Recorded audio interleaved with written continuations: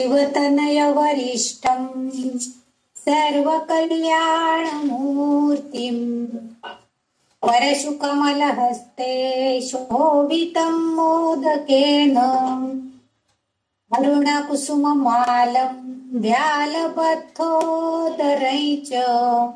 मम हृदयनिवासं श्रीगणेशं नमामि श्रीगणेशं नमामि। विघ्नार्त्याला वंदन केलेलं आहे आणि आता आपण ज्या ललिता देवीचं शक्ती मातेचं स्तोत्राचा अभ्यास करत आहोत त्या मातेच्या चरणी पण एक प्रार्थना करणार आहे। माते तुझ्या चरणी आश्रय देसी आम्हा तेणेची नित्य घडो तुष्टी घडे प्रकामा लागो तुझ्या भजनी हे मनसाच नित्य याहून अन्य जगदंब नकांक्षी चित्त सर्वस्व तूच अमुचे जगदंब माते आम्ही तुझे प्रिय शिशूच तुझे नाते वाटो कसाही गुणहीन सदा जनावी तू माय एक करिसी मम चोदनामी तू माय एक करिसी मम चोदनामी।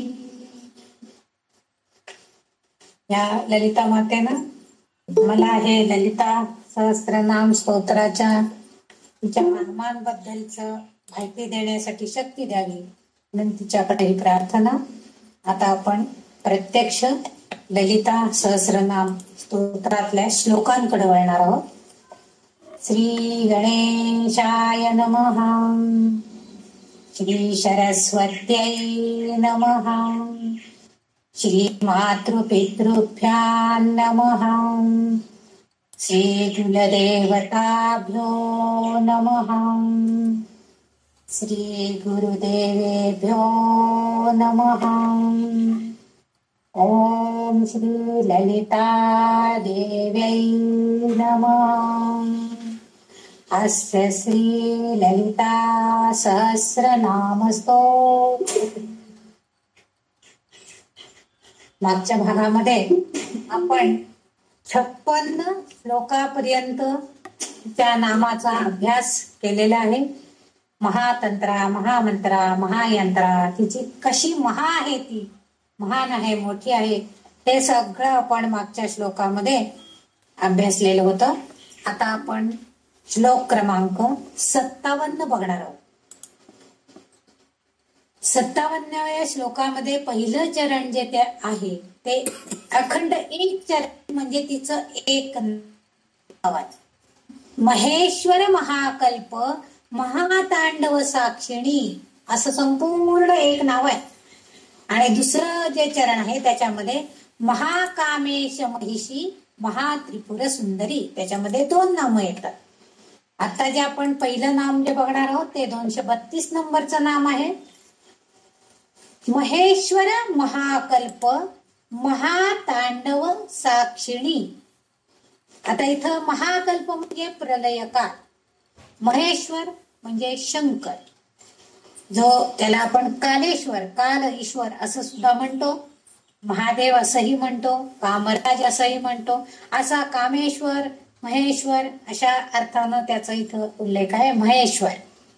महातांडव, आणि शंकराला जेव्हा अतिशय कोप होतो किंवा अतिशय क्रोधिष्ट होतो त्यावेळेस तो तांडव नृत्य करतो असं म्हणतात। आता इथं त्याला महातांडव म्हटले, नुसता तांडव नाही, तांडव नृत्य म्हणजे भयानक भयंकर नृत्य, म्हणजे अतिशय जोरात किंवा अतिशय ताकदीनं नृत्य करणं त्याला तांडव नृत्य असं म्हणतात। म्हणजे राग आल्यावर क्रोधिष्ट होऊन आपल्याला रावणानं जे शिवतांडव स्तोत्र लिहिलेलं आहे त्यावेळेस थयाट करून रावणानं ते स्तोत्र लिहिलेलं आहे, त्याने नृत्य केलेलं होतं म्हणून त्याला तांडव नृत्य असंच नाव पडलेलं आहे.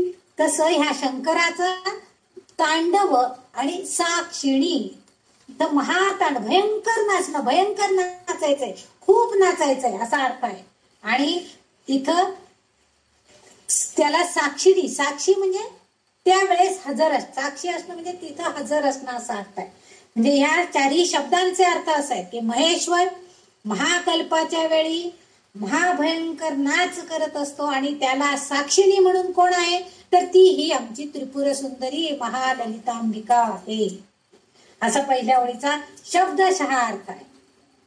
आता इथं महाप्रलय जेव्हा झाला तेव्हा संपूर्ण विश्वाचं अस्तित्व नाहीसं झालेलं होतं, महाविघटन झालं, तो प्रलय झाला होता. आणि शिव आणि शक्ती या दोघांशिवाय काहीही उरलं नव्हतं. शिव म्हणजे चेतना आणि शक्ती त्याच्यामध्ये जागृत करणारी देवी आमची ललितांबिका, हे दोनच गोष्टी अस्तित्वात होत्या. इथं आपण आणखीन एक गोष्ट लक्षात घ्यायची, विनाश आणि विघटन. विनाश त्याचा होतो की ज्याचं एकामधनं दुसऱ्यामध्ये रूपांतर होतो, तो विनाश आहे. म्हणजे आपल्या शरीराचा देह संपला, देहाला जाळून टाकलं जातं, पुरून टाकलं जातं, परंतु आत्मा मात्र दुसरीकडे जातो, म्हणजे एकातून दुसऱ्यात बदल होतो, तो विनाश आहे. परंतु विघटन जेव्हा होतं तेव्हा मात्र काय होतं, तर विघटन म्हणजे आत्मा पुन्हा जन्मासाठी किंवा कुठंही तो कुणाच्याही शरीरामध्ये जाऊन पुन्हा जन्म घेण्यासाठी शिल्लक नसतो, तेव्हा त्याला विघटन असं म्हणतात. विनाश आणि विघटन या दोन शब्दांमध्ये अतिशय फरक इथं आपल्याला दिसतो. विनाशकारची गोष्ट घडती, समजा आपल्याला मृत्यू आला तर आपला आत्मा एखाद्याचं आपलं शरीर सोडून दुसऱ्याच्या शरीरामध्ये प्रवेश करतो. परंतु विघटन जर झालं तर त्यावेळेस मुळात आधी जीव अस्तित्वातच नसतो, त्यामुळं कोणीच अस्तित्वात नाहीये, अशा वेळेला तो आत्मा प्रवेश करणार कोणाच्या जीवामध्ये, आणि म्हणून त्याला तिथं विघटन असं म्हटलेलं आहे. म्हणजे पुन्हा जन्म घेण्यासाठी शरीर सोडणे याला विनाश म्हणजे आत्म्याचं स्थलांतर आहे. आणि प्रलय किंवा संहार जेव्हा होतो तेव्हा त्या आत्म्यांचं सुद्धा नाश होतो, आत्म्यांचं सुद्धा विघटन होतो, मृत्यू होतो आणि ते कुठेही अस्तित्वात नसतात. परंतु आता तुम्ही म्हणाल आत्मा अविनाशी आहे वगैरे असं तसं, बरोबरच आहे, ते अगदी अविनाशीच आहे तो. पण जेव्हा हा शिव आणि शक्ती एकमेकांच्या सानिध्यात येतात त्यावेळेस आपोआपच शिवामध्ये म्हणजे शंकरामध्ये ती शक्ती विरघळून जाते आणि त्याला ही शक्ती माता जी आहे आपली ललितांबिका ही एकमेव साक्षिणी असते. आणि मग पुन्हा निर्मिती, पुन्हा त्याचं पालन पोषण आणि पुन्हा विघटन ह्या कृती पुन्हा घडवू लागतात. आणि या सगळ्या गोष्टीसाठी इथं ही ललिता देवी त्याला साक्षिणी म्हणून हजर असणारी आहे, तिथं ती असती आहे. आणि म्हणून प्रलयाच्या वेळी नृत्याच्या तांडव नृत्याची साक्षीदार असणारी साक्षिणी म्हणजे ही ललितांबिका आहे. आता पुढे जे आहे महाकामेश महिषी. आता पुढचा जो नाम आहे, तिचं पुढचं जे नाव आहे ते आहे महाकामेश महिषी. मागील श्लोकामध्ये आपण बऱ्याचशा ठिकाणी त्याचं कामराज, कामेश्वर, शंकर अशी नावं ऐकलेली, असा उल्लेख केलेला आहे. महाकामेश्वराची पत्नी म्हणून महाकामेश्वरी असाही तिचा उल्लेख झालेला आहे. आता इथं महिषी, इथं महिष म्हणजे म्हैस असा अर्थ नाहीये, तर महिषी म्हणजे राणी अशा अर्थाने त्यांनी घेतलेला आहे. शिवाची राणी महाकामेश महिषी म्हणजे महाकामेश हा जो शिवशंकर आहे याची राणी असणारी अशी ही आमची पार्वती देवी. या आधीच्या नामामध्ये भयंकर विघटन झालेलं वर्णन आधी केलेलं आहे, आधीचं नाम आपण जेव्हा बघितलं तेव्हा. आणि आता मात्र लगेचच म्हणजे बघा पहिल्या नामामध्ये विघटन होतंय हे वाग्देवींनी उद्धृत केलं, आपल्याला सांगितलं. आणि आता दुसऱ्या नामामध्ये त्या काय सांगतायत, लगेच शुभ दृश्य दाखवतायत आपल्याला. म्हणजे विघटन होणं, काहीच अस्तित्वात नसणं हे जे आहे हे आपल्यासाठी अशुभकाली आहे असं आपल्याला वाटत राहत. परंतु ह्या नामामध्ये मात्र ललिता अंबिकेचं आपल्याला कामेश्वरी रूप म्हणजे ती शिवाची पत्नी आहे, अशा शिवाची नुसती पत्नी नाही तर पट्टराणी आहे असाही उल्लेख काही ठिकाणी वाग्देवींनी तिला पट्टराणी महाकामेश महिषी असा तिचा उल्लेख केलेला आहे. आणखी पुढचं जे नाव आहे त्याचं तर बघा महात्रिपुर सुंदरी म्हटले.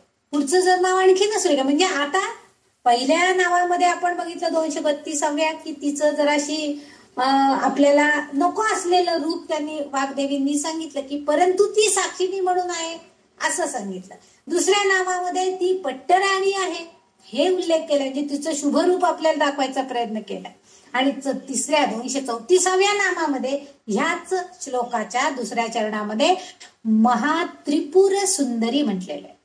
म्हणजे तिन्ही जगतामधील सर्वात सुंदर स्त्री महात्रिपुर सुंदर दिसणारी अशी ही स्त्री आहे असं तिचं वर्णन केलंय.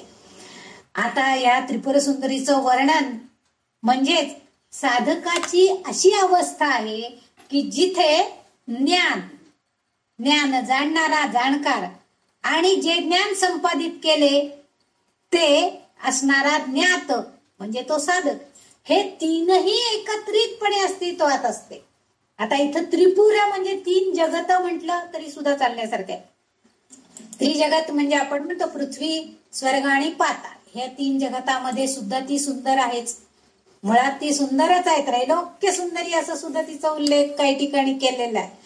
आता इथं जे त्रिपुर सुंदरी महात्रिपुर सुंदरी असा जर तिचा उल्लेख केलेला आहे इथं की तिला म्हणजे ती आपल्या साधकांना ज्ञान देण्याचा प्रयत्न करते. त्यांना जो जाणकार साधक आहे तो ते जाणून घेण्याचा प्रयत्न करतो, ज्ञान संपादन करून घेतो आणि हे सगळं एकत्रितपणे जेव्हा येतं तेव्हाच त्या साधकाला आत्मसाक्षात्कार प्राप्त होतो. आणि अशी ही त्रिगुणित अवस्थेमध्ये असलेली ललिता आपल्या भक्तांवर नक्कीच कृपादृष्टी करते. आता इथं आणखीन एक उल्लेख असा आहे महाकामेश जे म्हटलेले, महाकामेश म्हणजे मदन हा म्हणजे दिसायला अतिशय सुंदर होता आणि तो स्त्रीला म्हणजे त्या मदन रोग झाला असं म्हणतात तेव्हा म्हणजे ते काय त्या पुरुषामध्ये ती आकृष्ट होऊन जाते आणि तोही त्या स्त्रीमध्ये आकृष्ट होऊन गेलेला असतो.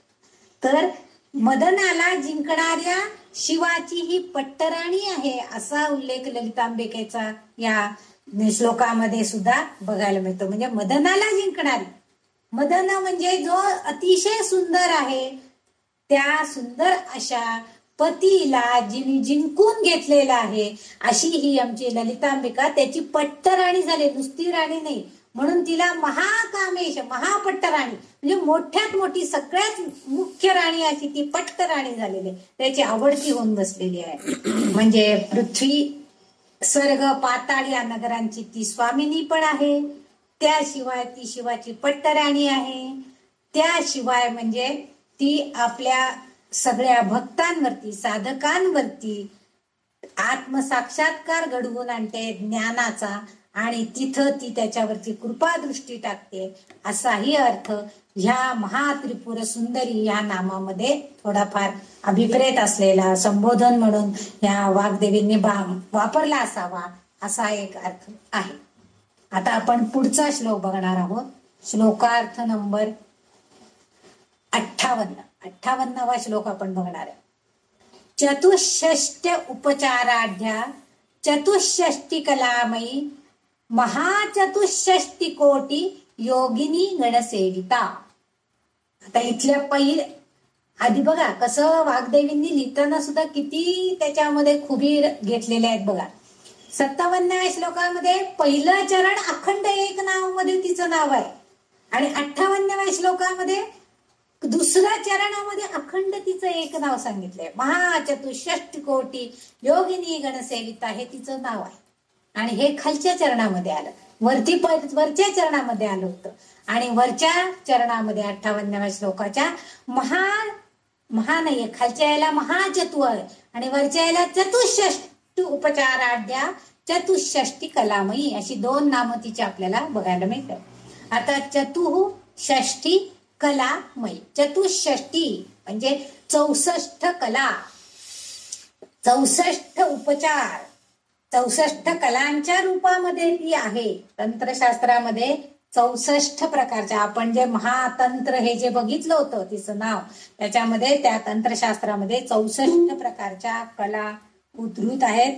आणि ह्या कलांचा उगम कुठं झालेला आहे?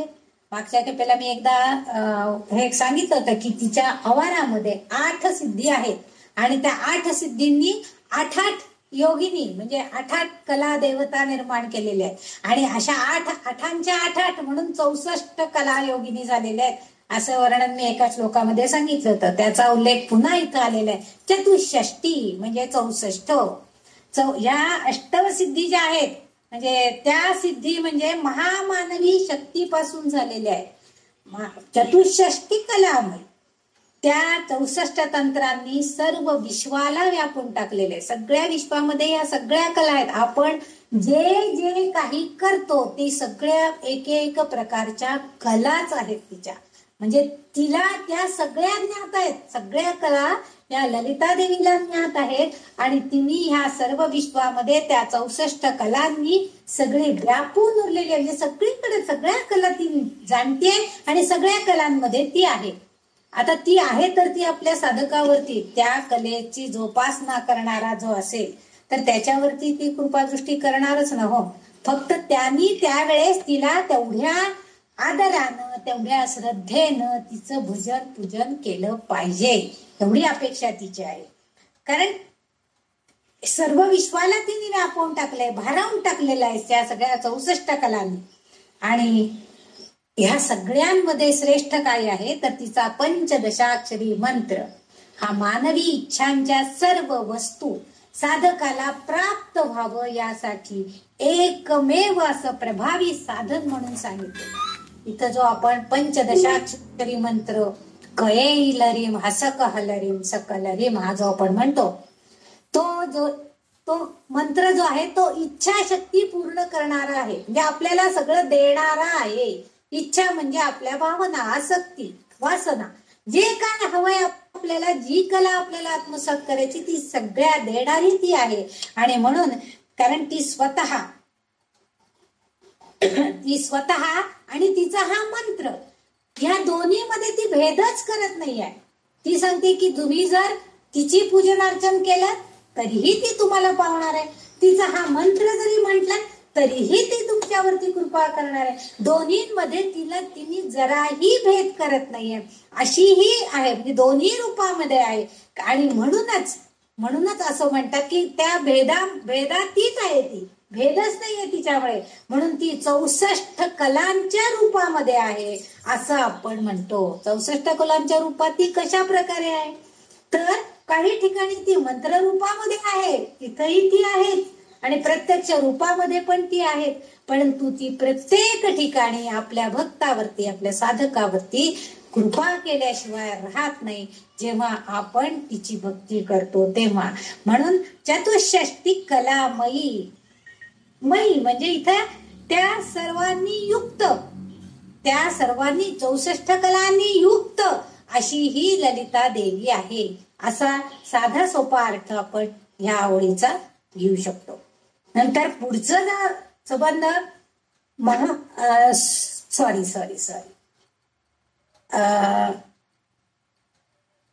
64 तो मी दुसरं नाम आधी सांगितलं आणि पहिलं नाव राहिले म्हणजे चतुष्षष्ट उपचाराढ्या हे नाव राहिले सा.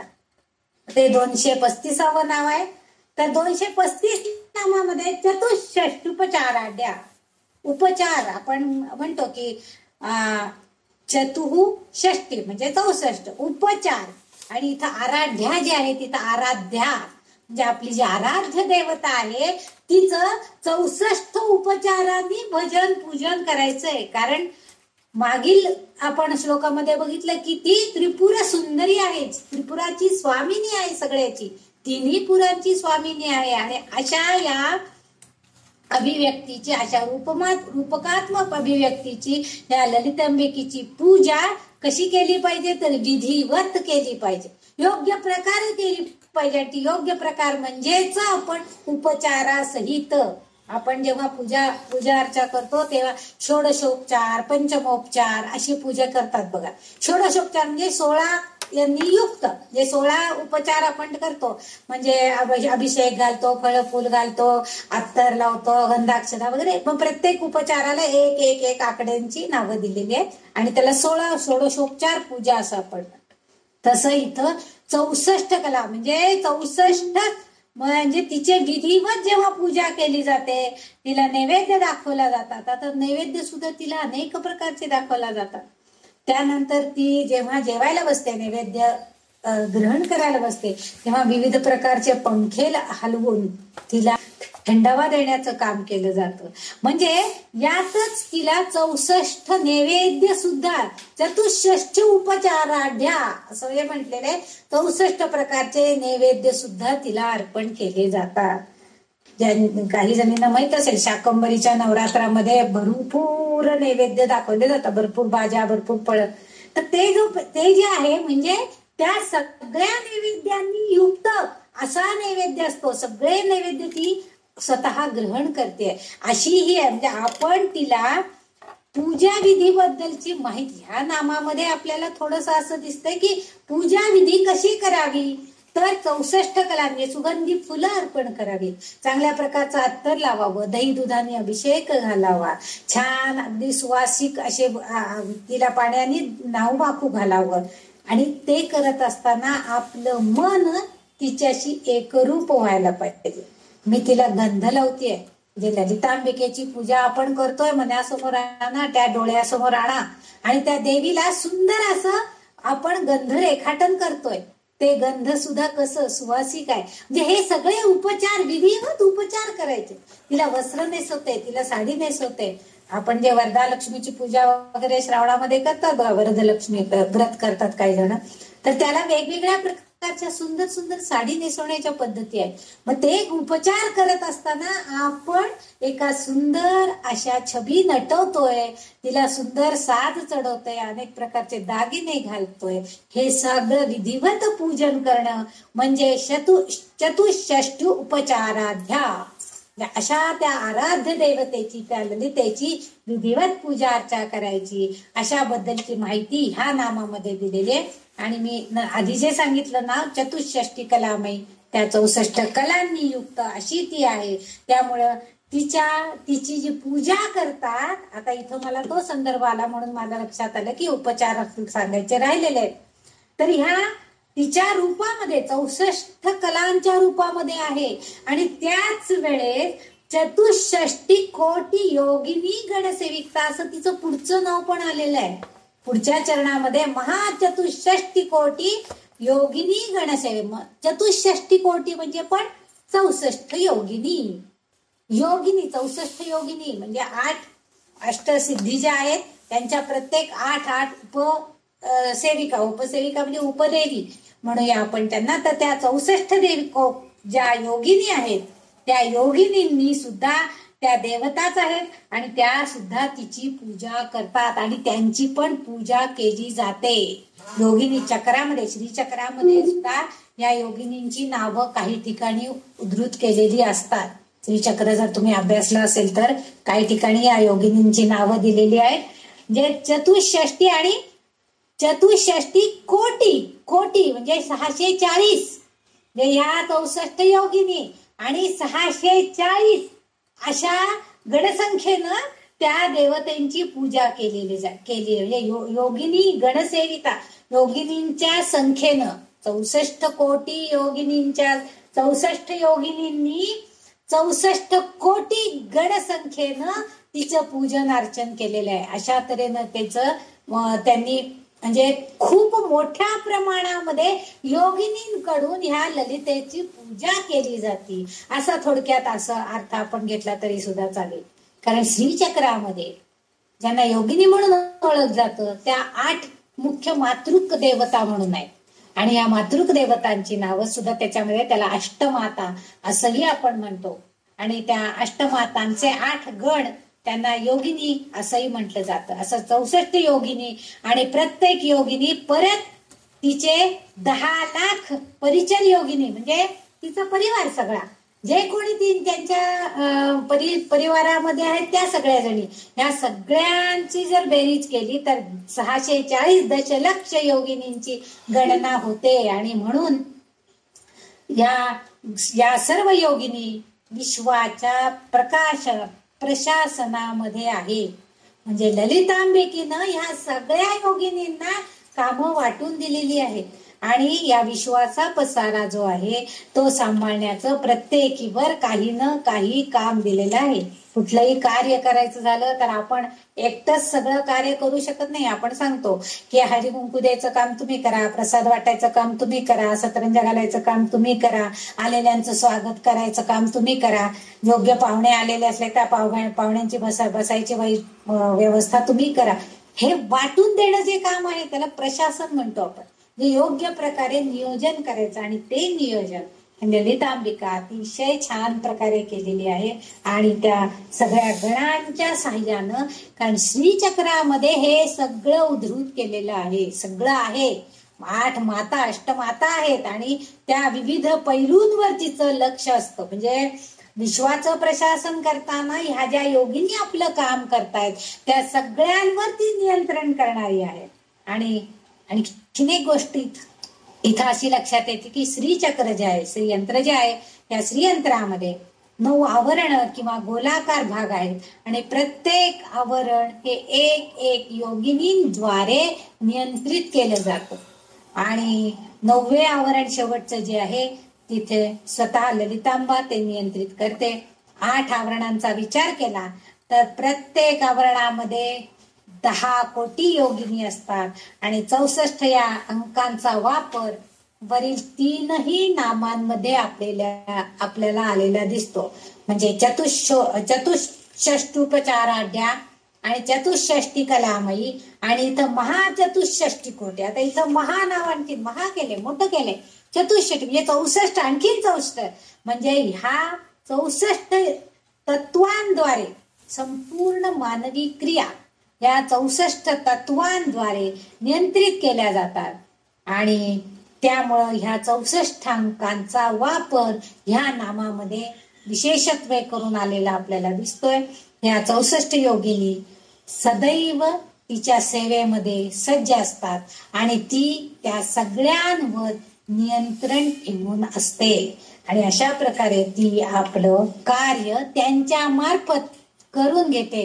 पण तीच सगळ्याची नियंत्रित प्रशासक शक्ती आहे असं म्हटलं तरी हरकत नाही.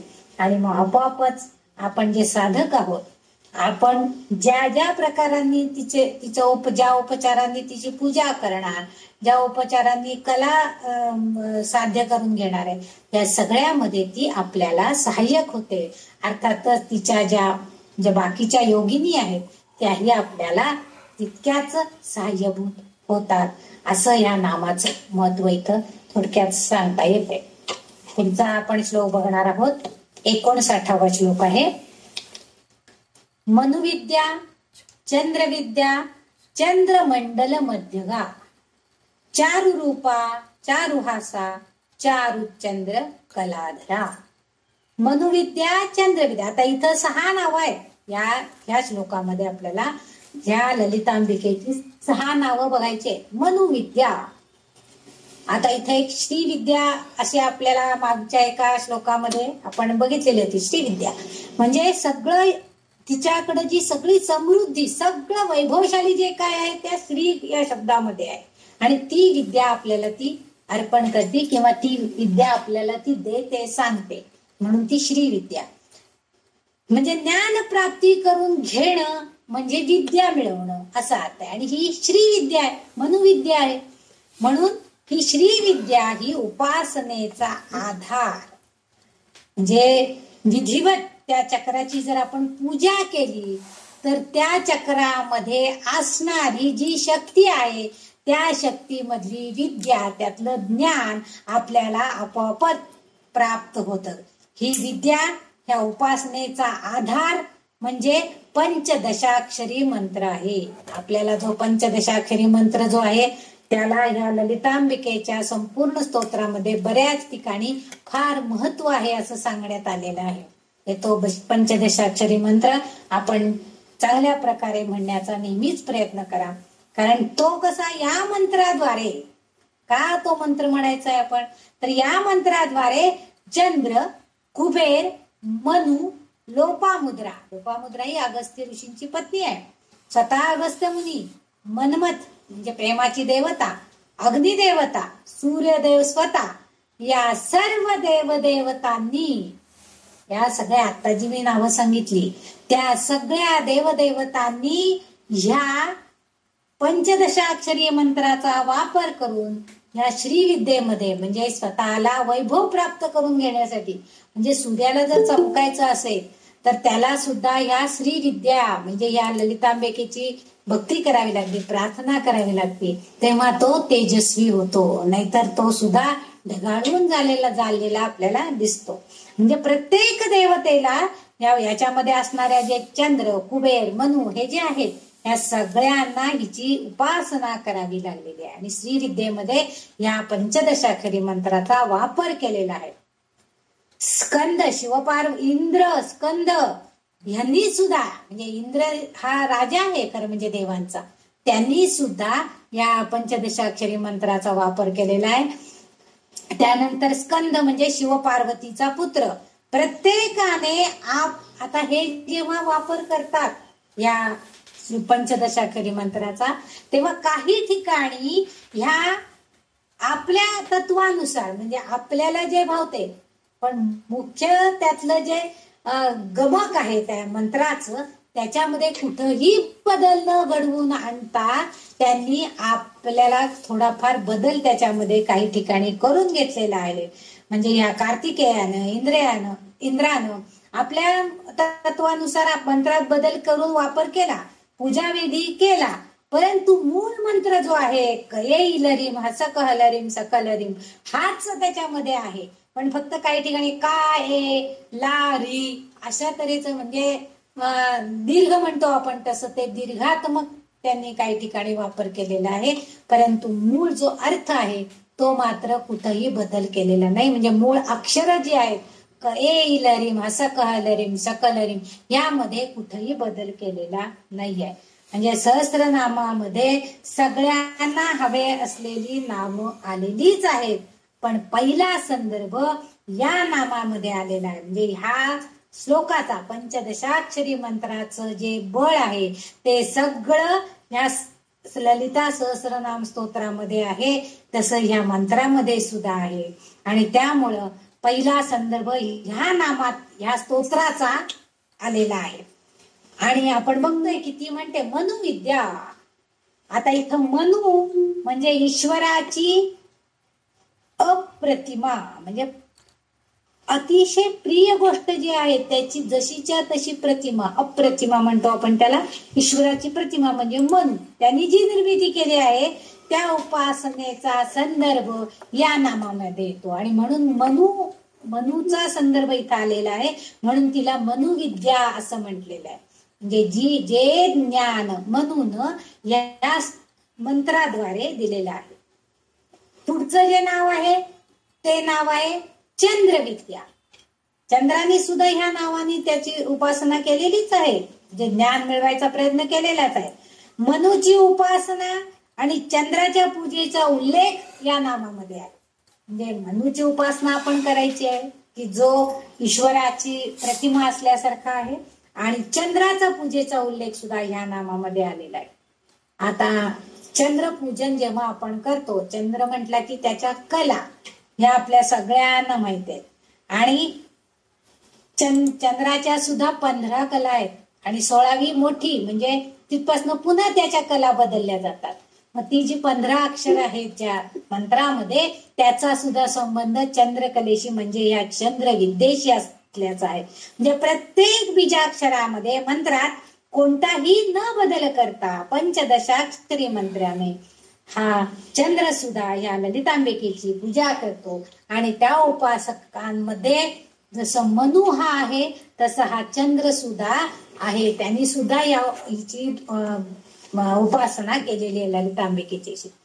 त्याशिवाय ब्रह्म, त्याशिवाय कुबेर, लोपामुद्रा, अगस्त्य ऋषी, नंदिकेश्वर म्हणजे प्रत्यक्ष महादेव, त्याशिवाय सूर्य, स्कंद म्हणजे कार्तिकेय, सूर्याच्या शिव आणि पार्वतीचा मुलगा, मन्मथ आणि सकारा आणि दुर्वास आणि यम म्हणजे ह्या सगळ्या म्हणजे ज्या ज्या म्हणून आपल्या या विश्वाचा कारभार चालवण्यासाठी ज्या ज्या शक्ती, ज्या ज्या गोष्टी आपल्याला माहिती आहेत या सगळ्यांच्यामुळे, म्हणजे चंद्राची शीतलता नसेल, सूर्य जर 24 तास आग ओकत राहिला तर आपली काय अवस्था होईल बघा. पण चंद्राची शीतलता, सूर्य मावळला की चंद्राची शीतलता येते, मग आपल्या जरा आता चंद्र मावळला, सूर्य मावळला, आता जरा गार वाटायला लागले.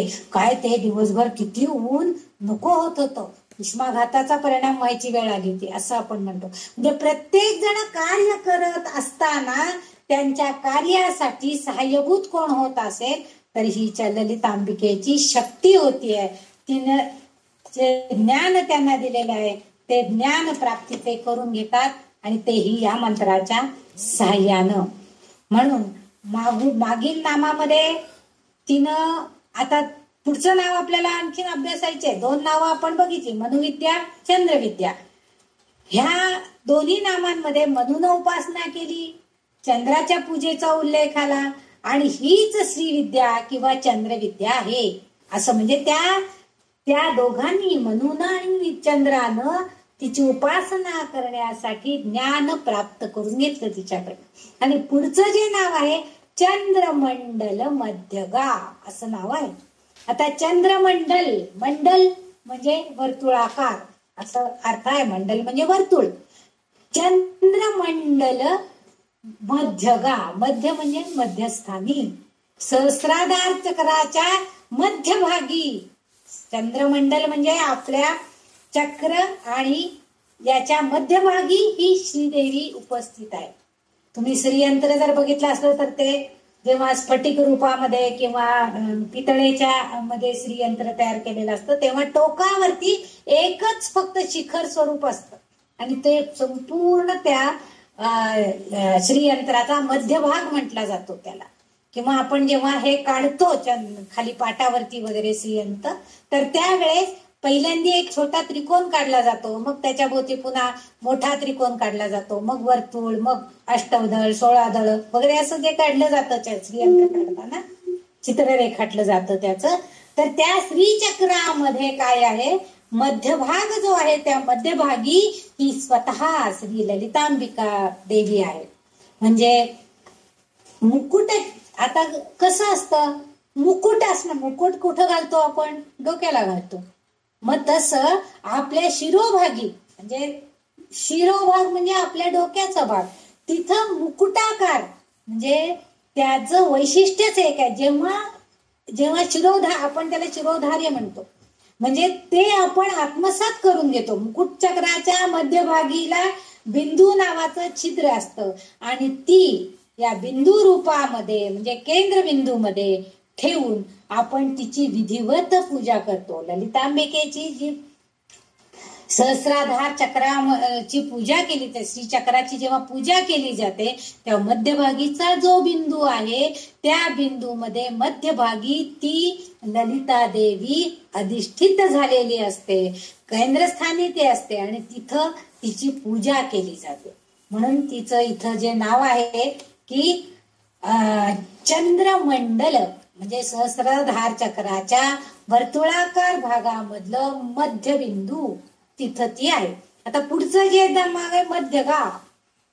आता मंडल म्हणजे गोलाकार आणि चंद्र स्वतः, इथं सुद्धा आपल्याला तेच पुन्हा बघायचंय की चंद्रमंडळ, चंद्राचं जे मंडळ आहे म्हणजे चंद्र मोठा असतो आणि मग थोडासा लहान, थोडासा लहान, लहान लहान लहान, मग अगदी लहान होतो अमावस्येला पूर्ण काळा आणि पुन्हा वाढत वाढत वाढत वाढत जातो. मग ते जे आहे म्हणजे प्रतिपदा ते पौर्णिमेपर्यंत सर्व कलांचा, त्याच्या ज्या सर्व विविध लीला आपल्याला बघायला मिळतात चंद्राच्या, त्या विविध रूपात आपल्याला दिसतो. पौर्णिमेला तो पूर्ण चंद्र मंडलाकार झालेला दिसतो. अमावस्येला आपल्याला चंद्र दिसतच नाही, पण पौर्णिमेला मात्र आपण पूर्ण गोल असलेला गोल चंद्रबिंब आपल्याला बघायला मिळतं. आणि हे चंद्रबिंब आपल्याला नेहमी शुभ करी म्हणून आपण बऱ्याचशा पौर्णिमा ज्या आहेत, पौर्णिमेला बऱ्याचशे आपण सणवार साजरे केलेले आपल्याला बघायला मिळतात. तुम्ही जर आपल्या कॅलेंडरमध्ये बघितलं तर बरेचसे सण पौर्णिमेंना उद्धृत केलेले आहेत. आपण म्हणतो नारळी पौर्णिमा, गुरु पौर्णिमा, नंतर कोजागिरी पौर्णिमा, बऱ्याचशा पौर्णिमा आहेत. म्हणजे सगळ्या पौर्णिमेंना काही ना काही महत्व प्राप्त झालेलं आहे. ज्या 12 पौर्णिमा येणार आहेत, प्रत्येक महिन्यामध्ये एक पौर्णिमा येणारच आहे आणि ह्या प्रत्येक पौर्णिमेला एक वैशिष्ट्य प्राप्त झालेले आहे. कारण हे जे शुभ देणारा दिवस आहे, पौर्णिमेचा दिवस हा शुभ फल देणारा आहे. कारण त्या दिवशी पूर्ण चंद्र असतं आणि श्रीचक्रावरती ती पूर्ण मंडलाकार मध्ये स्थापित असतील. त्यामुळे कुठलीही जर आपण उपासना करायची असेल तर त्यावेळेस ललिता देवीची उपासना आपण शक्यतो पौर्णिमेला का करावी, तर त्याचं कारण हे आहे की ती त्या सहस्राधार चक्रामध्ये मध्यस्थानी उपस्थित असते, अधिष्ठित असते आणि अशा वेळेस जर तिची आपण उपासना केली तर ती ललिता देवी आपल्यावरती नक्कीच कृपा करणार आहे. आणि म्हणून आपण शक्यतो पौर्णिमेला वगैरे पाठ का करतो ललिता सहस्रनामाचा, तर त्याचं कारण हे आहे. कारण त्या दिवशी चंद्र पण पूर्ण स्थित म्हणजे मंडलाकार असतो आणि मध्यभागी ती बसलेली असती श्रीचक्रामध्ये आणि शुभ दिवस म्हणून तो म्हटला जातो. शुभ फल देणारी ती स्थिती असती. विश्वात्मक जी स्थिती आहे चंद्राची ती शुभ फल देणारी आहे. त्यामुळे आपण तिची उपासना करतो. चंद्र आणि शिवशक्ती. आता हा चंद्र आणि शिव आणि शक्ती हे तिन्ही गोष्टींचा आपण आता विचार करणार आहे. शिव म्हणजे शंकर. शंकरांनी पण माथ्यावरती चंद्राला धारण केलेलं आहे, आपल्याला माहिती आहे. त्यांनी त्या आपल्या मस्तकावरच्या जटांमध्ये चंद्राकार असं धारण केलेलं आहे त्याला.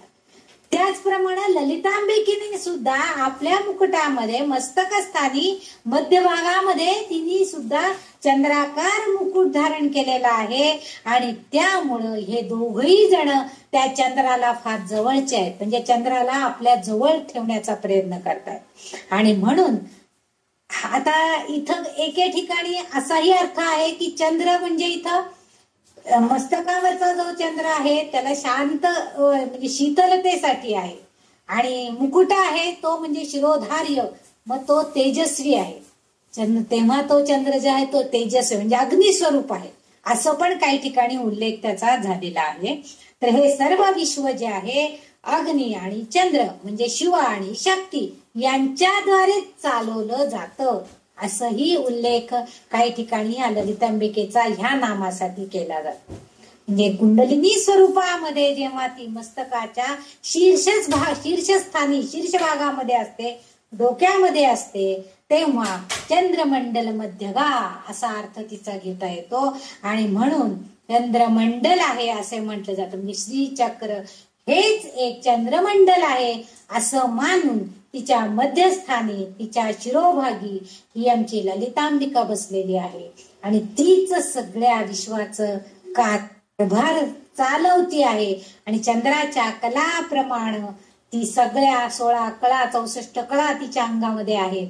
हे सगळं तिच्या ह्या नामामध्ये सुद्धा पुन्हा उद्धृत केलेलं आपल्याला बघायला मिळतं आणि त्यामुळे तिची केंद्रस्थानी ती आहे असं मानून तिची उपासना पूजन अर्चन केलं तर ती आपल्या साधकाला नक्कीच शक्ती प्रदान करणार आहे, ती नक्कीच त्याच्यावरती कृपा करणार आहे, असं ह्या पहिल्या चरणाचा अर्थ आहे. आता पुढच्या चरणामध्ये पुन्हा 3 नावं येत आहेत. चारु रूपा, चारु हासा, चारुचंद्र कलाधरा. आता पुढचं जे नाव आहे ते नाव आहे चारु रूपा. आता इथं रूप म्हटलं की सौंदर्य याच्याशी संबंधित आलेलं आहे. कारण ही श्रीदेवी मुळातच ललितांबिका ही सौंदर्याची खाण आहे, नुसती इतकी सुंदर आहे ती. त्यामुळं मुळातच ही श्रीदेवी सौंदर्यवान आहे, सौंदर्याची खाण आहे.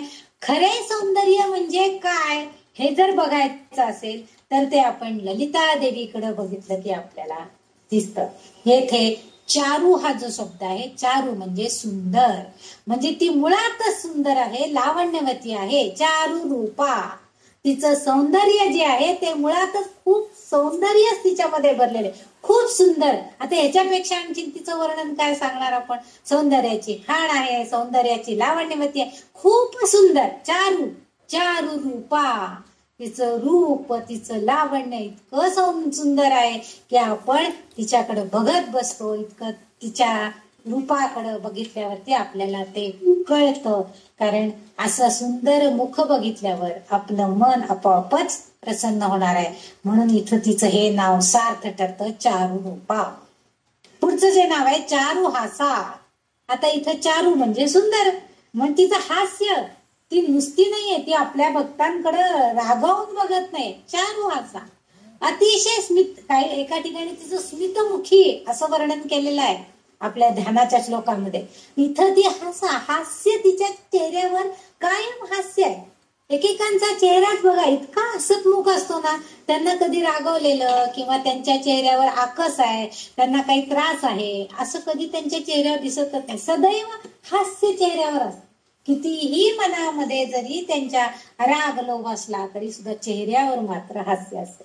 तसं ही माझी ललितांबिका जी देवी आहे, ही काय आहे, हिच्या मुळातच खूप ती लावण्यवतीच आहे. त्यामुळे त्या लावण्याची सुसंगत असणारं हास्य सुद्धा आपोआपच तिच्या चेहऱ्यावरती येते.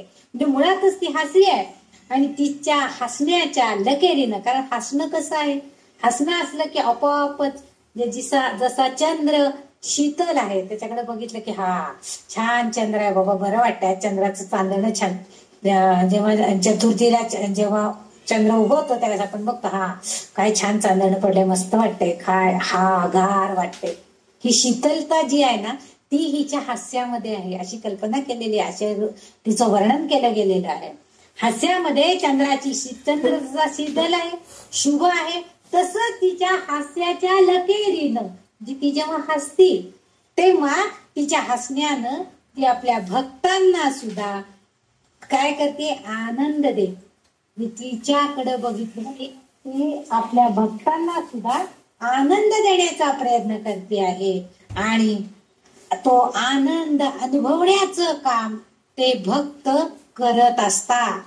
इथं हा तिचा गुण आपल्याला बघायला, तिची कृपा, भक्तांवरची तिची कृपा, तिच्या भक्तांचं आनंदाचं कारण असतं. तिने जर कृपा केलीच नाही तर ते कसे आनंदित होणार, त्यांना कसं हसायला येणार. त्यामुळे तिच्या हास्याकडे बघितलं की आपोआपच तिचे भक्त सुद्धा आनंदित होतात. आणि म्हणून तिचं हे चारू हासा हे जे नाव आहे ती सार्थ करते की ती आनंद देणारी आहे. हास्य केव्हा येतं आपल्या चेहऱ्यावरती, आपण जेव्हा आनंदात असतो बघा. काहीही म्हणजे आपल्या मनासारखं घडलेलं जर असेल ना तर ह्याचं आपल्या चेहऱ्यावर लगेच फरक पडतो. आपल्या चेहऱ्यावरचं जे काय एक मळ झालेलं असतं किंवा जो काय एक चिन्ह आपल्या चेहऱ्यावर आधी आलेली असते ती लगेच नष्ट होते. आणि ते आपोआपच दुसऱ्याला काय होतं, त्याच्यामुळं तुमच्या चेहऱ्याकडे बघितलं की त्यांना कळतं की हा आज काहीतरी खुशीत आहे बरं का. मग आपण आज काय फार खुशीत दिसताय लगेच विचारतात घरातले लोक. ते आनंद देण्याचं काम ही ललितांबिका आपल्या भक्तांना करत असते. आणि म्हणून इथं तिचं नाव हे चारुहासा हे संबोधन इथं वाग्देवींनी वापरलेलं आहे. पुढचं जे तिचं नाव आहे चारुचंद्र कलाधरा. आता चारुचंद्र, चारू म्हणजे सुंदर, चंद्र, चंद्र म्हणजे आपल्या सगळ्यांना माहित.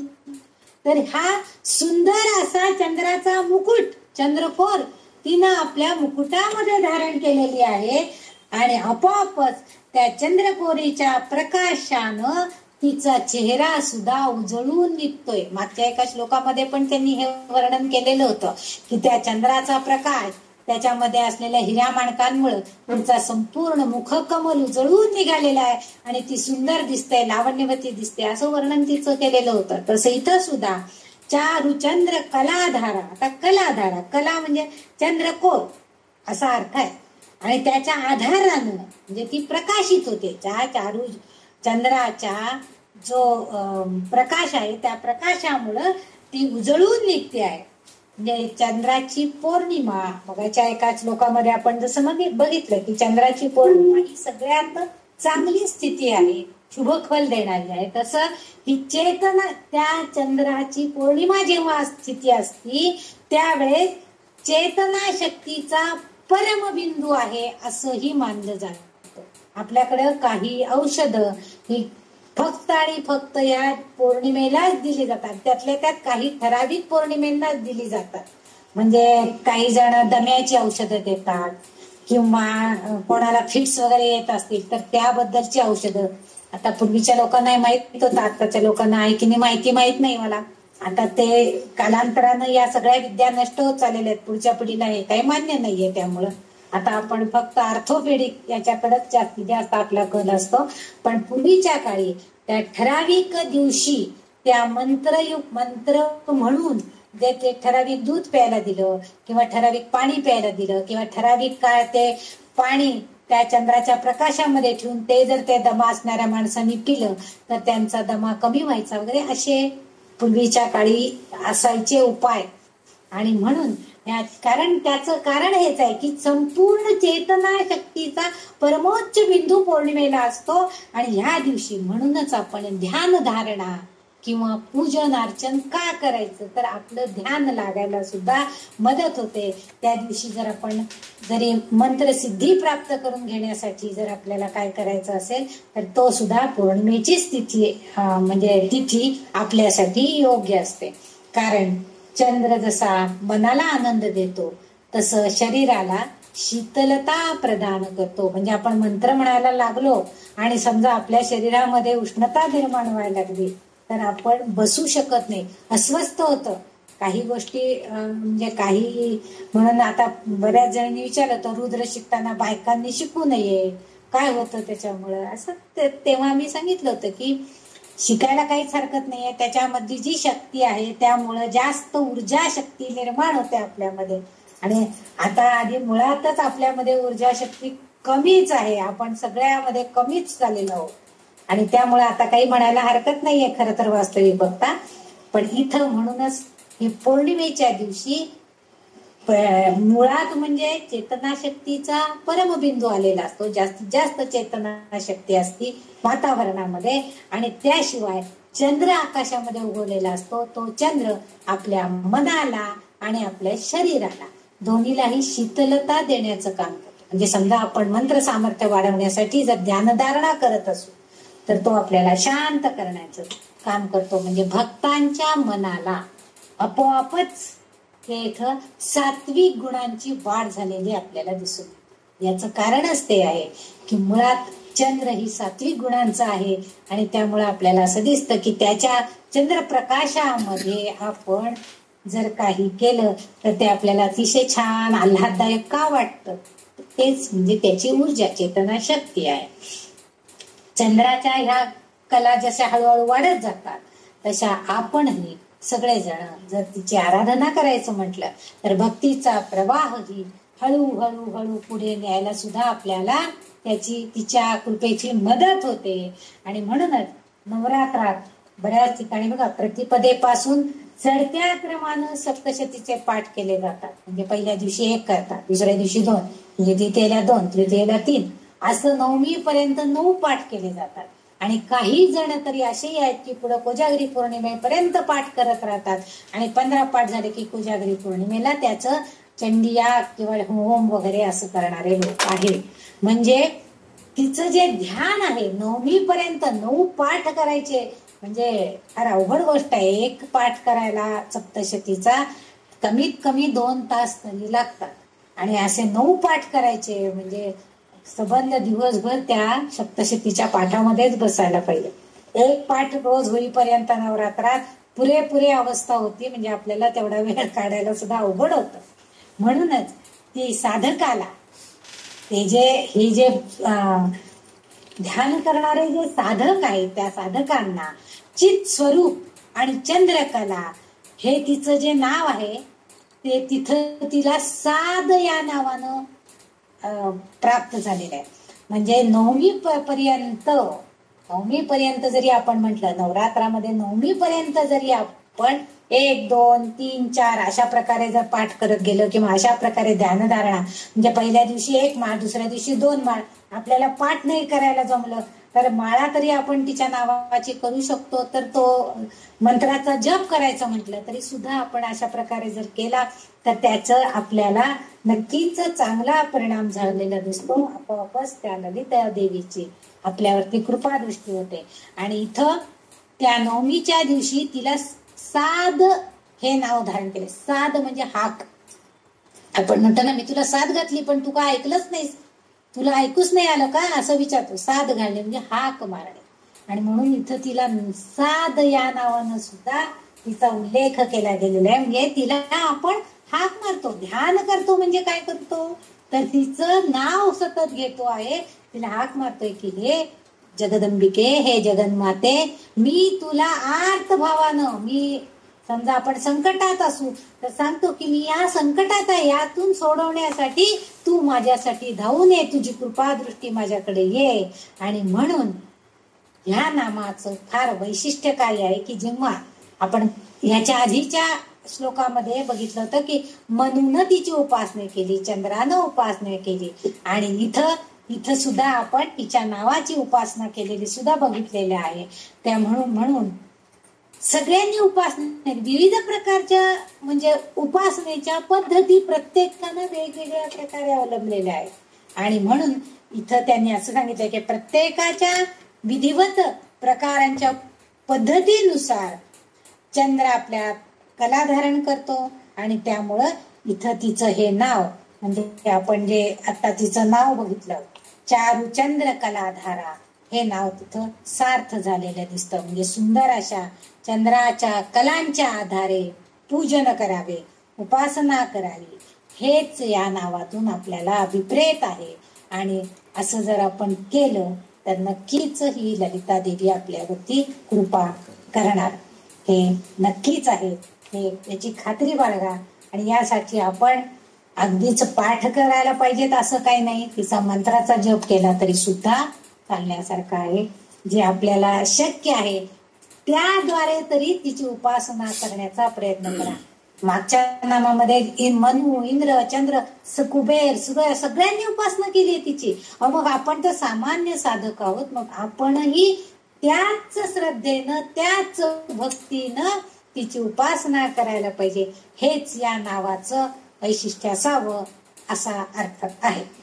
आता आपण पुढच्या श्लोकाकडे जाणार आहोत.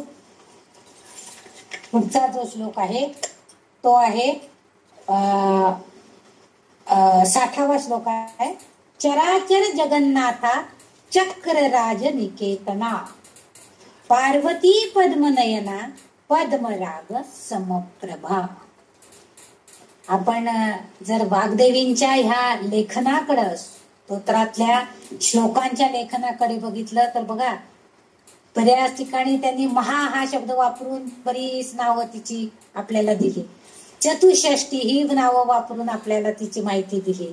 विद्या हे नाव वापरून आपल्याला तिची, म्हणजे प्रत्येक ठिकाणी तिच्या एक नावाचं वैशिष्ट्य घेऊन तिची विविध रूप आपल्याला त्यांनी दाखवायचा प्रयत्न केलेला आहे या वाग्देवतेने. ह्या नावामध्ये चराचर जगन्नाथा चक्रराज निकेतना, पार्वती पद्मनयना पद्मराग समप्रभा असं नाव आहे.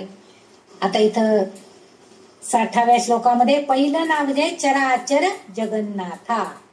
चराचर म्हटलं की हे सगळं विश्व, आणि जगन्नाथ म्हणजे विश्वाचा पालक. आपल्याला माहितीये भगवंत जगन्नाथ हा विश्वाचा पालक आहे.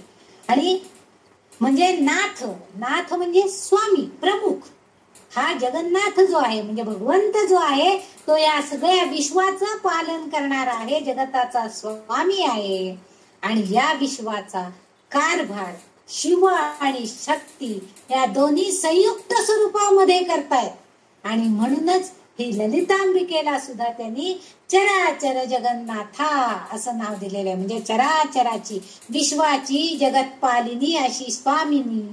इथं स्वामी म्हणजे भगवंत झाला, आणि इथं स्वामिनी अशा अर्थानं जर घेतला तर ही ललितांबिका ही चराचर जगन्नाथा अशी आहे. ही ललितांबिका चराचरातील जगातील अविवेकी आणि अविवेकी आणि संवेदनशील अशा दोन्ही गोष्टींवर नियंत्रण ठेवते. म्हणजे चराचरामध्ये जशा चांगल्या गोष्टी आहेत तशा वाईटही गोष्टी आहेत. म्हणजे यंत्रामध्ये किंवा आपण एका मला वाटतं तंत्रात्मिका तिचं नाव होतं, त्याच्यामध्ये तंत्राने ती अणुबॉम्ब तयार करायला शिकवते. अणुबॉम्ब तयार करायला शिकवते याचा अर्थ ते तंत्र ती शिकवते आपल्याला, ती सांगतेय. पण त्याचा उपयोग जर आपण विनाशकासाठी करणार असलो तर तो चांगला नाहीये. म्हणजे एकाच गोष्टीचा उपयोग चांगल्यासाठी आणि वाईटासाठी दोन्हीसाठी आहे. म्हणून इथं ह्या जगामधल्या अविवेकी आणि संवेदनशील जे सगळेच लोक, खरे तर मूळ ते विवेकीच आहेत. सगळे लोक विवेकी आहेत, सगळे लोक चांगलेच आहेत. परंतु त्यांच्या मनावरती काही गोष्टींचा पगडा जर बसला तर ते अविवेकाला कारणीभूत होतात. म्हणजे अविवेकी कृत्य करायला तयार होतात, म्हणजे दुष्टपणानं वाकायला प्रवृत्त होतात. आणि काही लोक मुळातच सात्विक गुणांनी युक्त असतात, ते संवेदनशील असतात. प्रत्येक गोष्टीकडे त्यांचा बघण्याचा दृष्टिकोन हा मोठा, म्हणजे आपण काय म्हणतो प्रगल्भ असतात. म्हणजे ते त्या गोष्टीकडे चांगल्या दृष्टीनं बघतात, म्हणजे काय खरं आहे काय खोटं आहे. नाहीतर एकच बाजू बघायची आणि त्याच बाजूनी त्या गोष्टीकडे आपण जर आकर्षित झालो तर चांगल्या वाईटाचा सारासार विचार मनातनं निघून जातो. आणि म्हणून या दोन्ही गोष्टींवर नियंत्रण ठेवण्याचं काम हे ललितांबिका आहे. आता काही गोष्टी इथं आपल्याला असंही म्हणता येईल की जेव्हा या ललितांबिकेनं जेव्हा राक्षसांचा नायनाट करण्यासाठी रूप धारण केलेलं होतं, तर त्यावेळेस त्या दुष्ट प्रवृत्ती असणाऱ्यांचा नाश करणं म्हणजे त्यांच्या अविवेकी कृत्यांना पायबंद घालणं हे गरजेचंच होतं. पण संवेदनाशील ऋषीमुनींना त्यामुळे त्रास होतो आहे याचीही जाणीव तिला होती. आणि या दोन्हींचं नियंत्रण करण्यासाठी तिने अवतार धारण केला आणि मग तिने त्या दुष्ट दुर्जनांचा पराभव केलेला आहे. म्हणून इथं तिचं ते असं जे रूप आहे चराचर जगन्नाथा हे आपल्याला दिसतंय. म्हणजे इथं ती शुद्ध आणि स्थिर ऊर्जा आहे अशाही रूपामध्ये ती आपल्याला बघतेय. आणि शिवशक्ती आणि शुद्ध गतीज ऊर्जा म्हणजे शक्ती देवीची शक्ती आहे. शुद्ध आणि गतीज ऊर्जा, गतीज म्हणजे प्रवाहित ऊर्जा आपल्यामधनं, त्या आपल्या ऊर्जा प्रवाहित. समजा आपल्यामध्ये ऊर्जा आहे पण आपण हात हलवलाच नाही तर तिथं असणारं पाणी प्यायचं भांड आपण पिऊ शकत नाही. कारण ऊर्जा जर हातामध्ये आहे पण ती प्रवाहित केली नाही, हात हलवला नाही तर आपल्याला काहीच येणार नाही. किंवा डोळे मिटून आपण बसलो तर समोर असणारं सौंदर्य आपण आकंठपान करू शकणार नाही. म्हणजे ते सौंदर्य आपण पिऊ शकणार नाही, इतकं छान बघायला मिळणार आहे ते आपण बघू शकणार नाही. कान बंद केले तर ऐकू शकणार नाही. म्हणजे ही प्रवाहित ऊर्जा जी आहे ती आपल्याला ज्ञात करून घ्यायचे, माहिती करून घ्यायचे, ती आपल्याला प्राप्त करून घ्यायचे.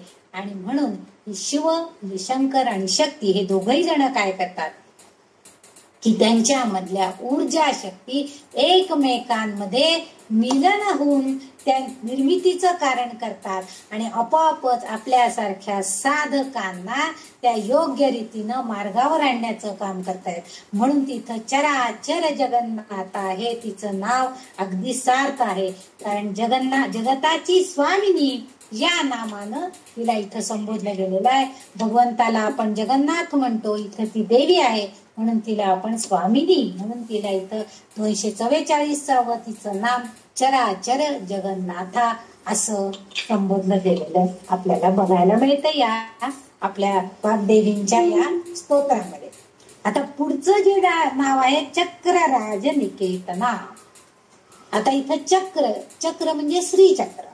श्रीचक्र हे सर्वोच्च आहे. म्हणजे ललितांबिकेची संपूर्णपणे सर्वोच्च शक्ती जी आहे ती या यंत्रामध्ये आलेली आहे, श्रीचक्रामध्ये. किंवा कुंडलिनीच्या बाबतीमध्ये जर विचार करायचा झाला तर आपले सहस्राधार चक्र जे आहे आपल्या शीर्षस्थानी त्यामध्ये सर्वोच्च शक्ती एकवटलेली आहे. बघा आपला जर मेंदू जर ब्रेन डेड झाला तर आपण काहीही करू शकत नाही.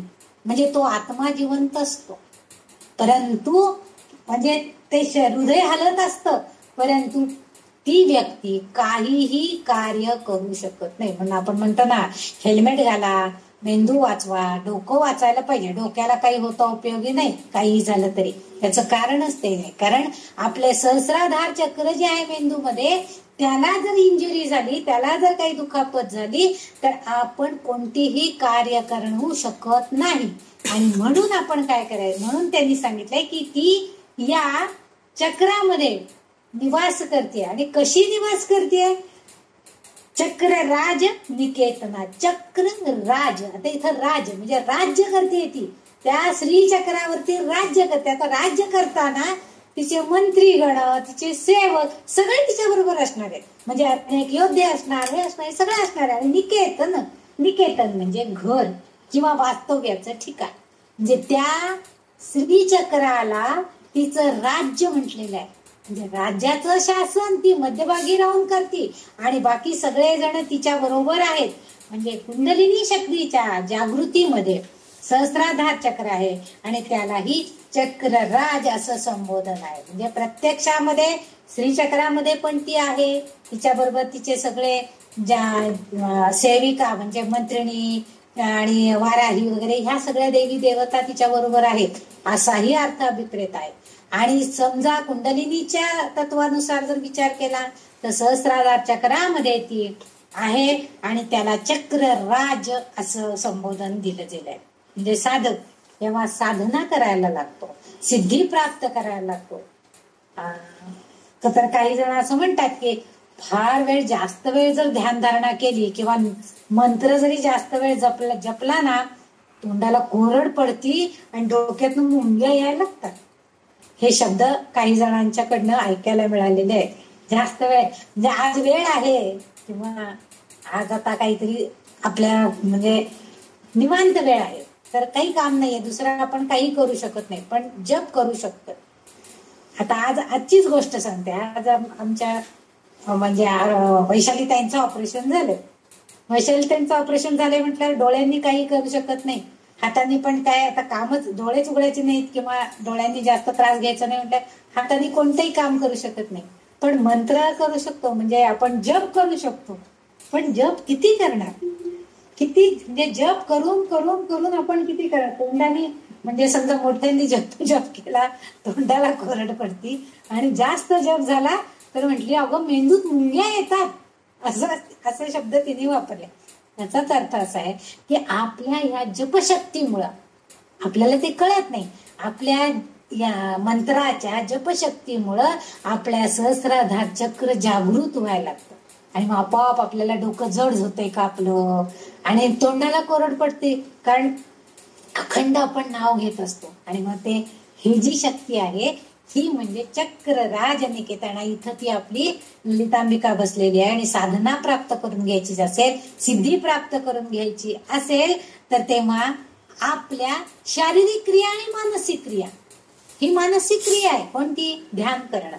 आणि शारीरिक क्रिया कोणत्या आहे, तोंडाने मुखाने म्हणणं, मंत्र म्हणणं, ही आपली शारीरिक क्रिया होती. आपण तोंडाने म्हणतोय, नुसतं मनाने म्हणायचं झालं तरी सुद्धा एक म्हटलं जातं. मेंदूमध्ये ते सगळ्या शारीरिक आणि मानसिक या दोन्ही क्रिया शरीराच्या शिरोभागी सहस्राधार चक्रामध्ये एकवटल्या जात आहेत. आणि जर मनाने त्याचा, आणि अशा वेळेला म्हणजे मानसिक क्रियांवर आपण नियंत्रण ठेवू शकत. अशा वेळेला काय होतं की आपलं मन इतकं तरल होऊन जातं, हलकं होऊन जातं की आपल्याला आपण काय करतोय हे सुद्धा कधी कधी कळत नाही.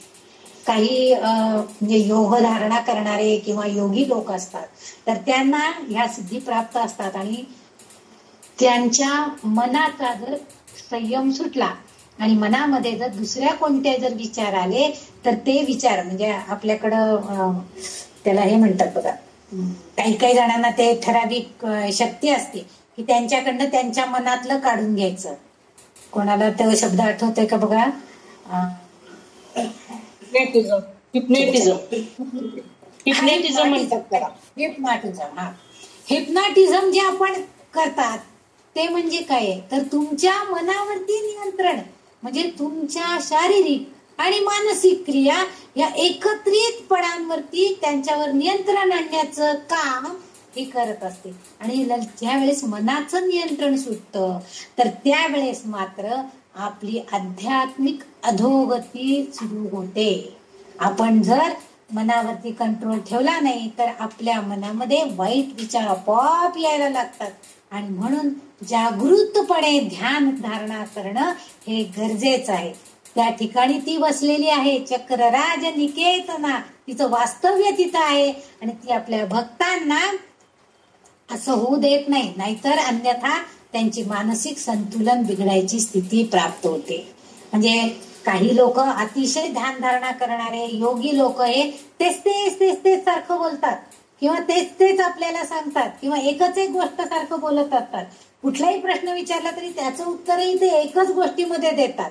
ह्याचं कारणच ते आहे की मानसिक नियंत्रण त्यांचं बिघडलेलं असतं. म्हणजेच आपोआप त्यांची म्हणजे खरं तर त्यांनी योग साधना प्राप्त केलेली असते, सिद्धी प्राप्त केलेल्या असतात, परंतु अतिसिद्धी झाल्या की काही वेळेला असं मानसिक नियंत्रण ढासळतं. आणि मग आपण म्हणतो की अहो काय त्यांना काही विचारायला गेलं तर ते एकच उत्तर देतात आणि तेच सांगतात. म्हणजेच इथं ती ललितांबिकेची कृपादृष्टी त्यांच्या आध्यात्मिक अधोगतीकडे गेलेली आहे, तिची कृपादृष्टी झालेली नाही, त्यांचं मानसिक नियंत्रण बिघडलेलं असतं.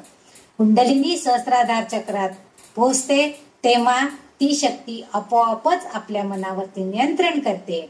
आणि या नामामध्ये असा आणखीन एक गर्भित अर्थ आहे की पौर्णिमेला जर ध्यानाचा सराव केला तर कुंडलिनी जागृत होते आणि चक्र म्हणजे सहस्राधार चक्र जे आहे ते सक्षम बनते, म्हणजे कार्यान्वित होतं ते.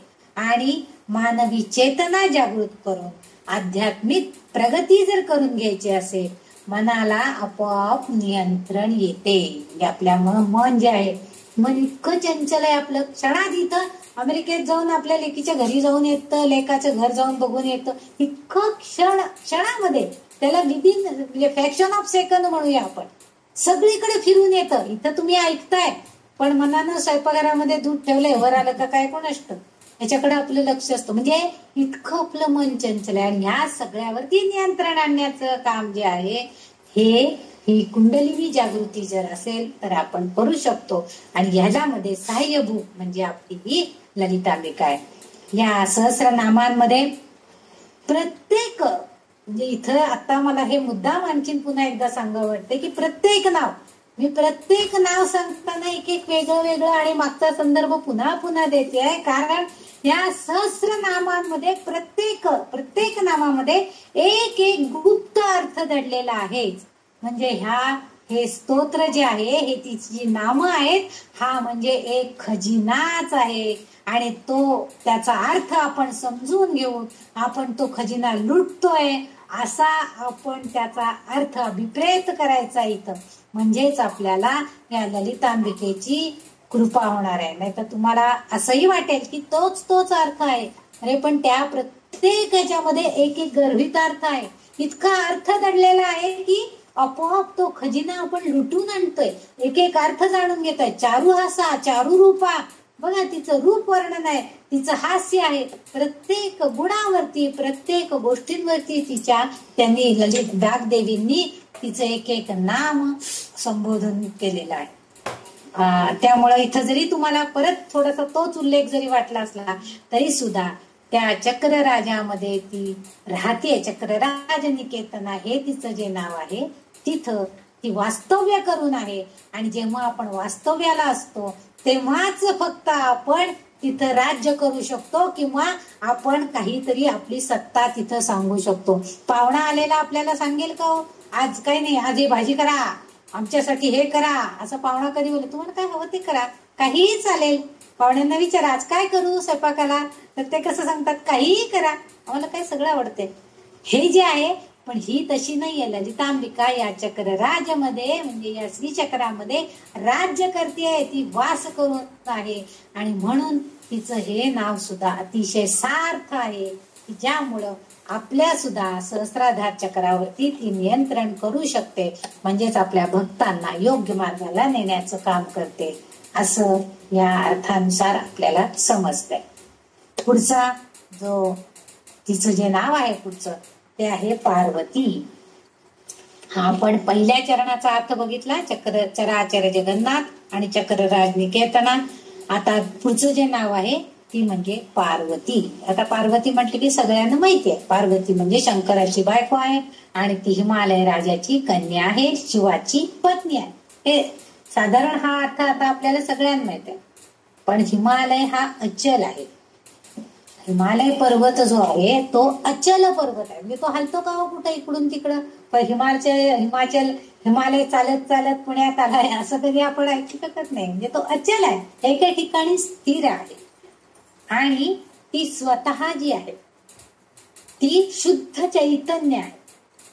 आणि ह्याचा इथं अर्थ असा अभिप्रेत आहे की स्थिर असणाऱ्या हिमालयाशी, स्थिर असणाऱ्या हिमालयामध्ये ब्रह्माचा वास आहे, ब्रह्मतत्व आहे. अचल जे काय आहे ब्रह्मतत्व ते हिमालयामध्ये आहे. त्यामुळे सगळे ऋषीमुनी हिमालयामध्ये आपल्या जे काय तपश्चर्या वगैरे करायला, आपल्याकडे सुद्धा कोणी जर रागाला आलं जातो मी आता हिमालयात तपश्चर्या करायला, निघून जातो. काय नकोच ते, आता प्रपंच नको, काय नको, किती ते सगळं तुम्ही त्रास देताय मला, असं रागाने म्हणणारे बरेच पुरुष असतात की जातो मी हिमालयात निघून. म्हणजे तिथं शांतता आहे. थोडक्यात म्हणजे तिथं शुद्ध चैतन्य भरलेलं आहे. का तिथं शांतता वाटते हो तपश्चर्या करण्यासाठी ऋषीमुनींना? तर तिथं शुद्ध चैतन्य आहे, स्थिरता आहे. अशा त्या हिमालयामध्ये शुद्ध ज्ञान प्राप्त होतं. आणि म्हणून ही ज्ञानाची खाण असलेली शिवाची शक्ती पार्वती आहे, असा अर्थ इथं अभिप्रेत आहे. नुसतं पार्वती म्हणून नाहीये, तर त्या पार्वतीचा जन्म किंवा ती पार्वती तिथं ते स्थिर असणाऱ्या हिमालयामध्ये जन्माला आलेली आहे. आणि तो अचल असा हिमालय पर्वत ज्ञान देण्यासाठी शुद्ध चैतन्य त्याच्यामध्ये आहे, शुद्ध तत्व आहेत. आणि ज्ञानाची खाण असलेली ही पार्वती शक्ती आपल्याला इथं बघायला मिळते. म्हणजे तिचं हे जे नाव आहे पार्वती ते आपल्याला इथं सार्थ असलेलं दिसतं. कारण ती सुद्धा, कारण कशी आहे तर ती ललितांबिकेच्या रूपामध्ये आहे. आणि ती सगळ्या ज्ञानाची, एका ठिकाणी तिला नाव पण ते ज्ञानदा का काहीतरी असं नाव पण दिलेलं आहे, तिचं एक नाव आहे तसं. म्हणजे त्या नावाने सुद्धा तिचा उल्लेख झालेला आहे. कारण तिच्याकडं इतकं आपल्याला देण्यासारखं आहे, इतकं ज्ञान देण्यासारखं आहे. आणि ही ज्ञानाची खाण असलेली शिवशंकरांची पत्नी म्हणून ही पार्वती असा उल्लेख या नावाचा, म्हणजे असा वाग्देवींना अर्थ अभिप्रेत असावा. कारण त्याशिवाय त्यांनी हा मुद्दाम पार्वतीच हे नाव का घेतलं बरं? तर त्यासाठी सती अंबिका नाव का घेतलं नाही, पण पार्वती नाव का इथं उल्लेख झालेला आहे, तर त्यासाठी असा अभिप्रेत अर्थ आहे. पुढचं जे नाव आहे ते म्हणजे पद्मनयना. आता आपल्याला माहितीये पद्म म्हणजे कमळ आणि नयन म्हणजे डोळे. सोपं अर्थ आहे, आपल्याला लक्षात येतं की पद्मनयन म्हणजे कमळासारखे डोळे असणारी. आता ह्या आता इथं सुद्धा अशीच मेघ आहे की आपल्याला हे नाव अगदी पद्मनयना, कमळासारखे डोळे असणारी, सुंदर तेजस्वी डोळे असणारी अशी ती ललितांबिका असा अर्थ आहे. परंतु ह्या नामामध्ये उल्लेख केलेलं कमळ याचा सुद्धा संबंध चंद्र आणि पौर्णिमा यांच्याशी निगडित असलेला बघायला मिळतं. म्हणजे चंद्रोदयाच्या वेळी जसं कमल पुष्प उमलतं आणि पौर्णिमेच्या चांदण्यामध्ये ते खूप विलोभनीय जसं दिसतं, तसं ललितांबिकेच्या डोळ्यांना सुद्धा कमल नयना असं म्हणून संबोधन वापरलं गेलेलं आहे. कारण का या नामामध्ये तिचे विलोभनीय मुख कमल आणि ते डोळे कसे आहेत, पण उघडे डोळे आहेत. तिने डोळे बंद नाही करून घेतलेले, उघडे डोळे आहेत. उघड्या डोळ्यांनी ती कमल नयना चंद्राच्या चांदण्याची शीतलता ग्रहण करते. ही जी शक्ती आहे ही शक्ती स्वतः आधी तो चांदण्यातली चैतन्य शक्ती ग्रहण करते आणि त्याचबरोबर आपल्या भक्तांना प्रदान करते. म्हणून ही पद्मनयना ह्या नावाने तिचा उल्लेख इथं केला गेलेला आहे. तिच्या सानिध्यात जर आपण राहिलो, म्हणजे पौर्णिमेच्या चंद्राच्या प्रकाशामध्ये ह्या देवीच्या सानिध्यामध्ये जर आपण राहिलो, तर आपोआपच भक्त ही शीतल आणि शांत होतो. विष्णू सहस्त्रनामामध्ये सुद्धा विष्णूच्या डोळ्यांची तुलना कमळाच्या फुलांच्या पाकळ्यांशी केलेलीच आहे. आणि पौर्णिमेला श्रीदेवी सुद्धा डोळे पूर्ण उघडे ठेवते. म्हणजे चंद्र जसा आकाशात पूर्ण प्रतिबिंबानं असतो, पूर्ण बिंबामध्ये असतो, तसं पूर्णपणे उघडलेल्या डोळ्यांनी ही आपल्या भक्तांवरती लगेचच कृपादृष्टी करते. म्हणजे अर्धोन्मिलित किंवा बंद डोळे ठेवून अशी ही ललिता देवी नाहीये, तर पद्मनयना ही कमळाच्या आकाराच्या डोळ्यांची अशी ही जी ललितांबिका आहे, ही आपल्या उघडलेल्या डोळ्यांनी सगळ्या भक्तांकडं कृपेची पाखर घालत असते, सगळ्या भक्तांकडे बघत असते, सगळ्या भक्तांना कृपा प्रसाद देत असते, कृपा दृष्टी करत असते.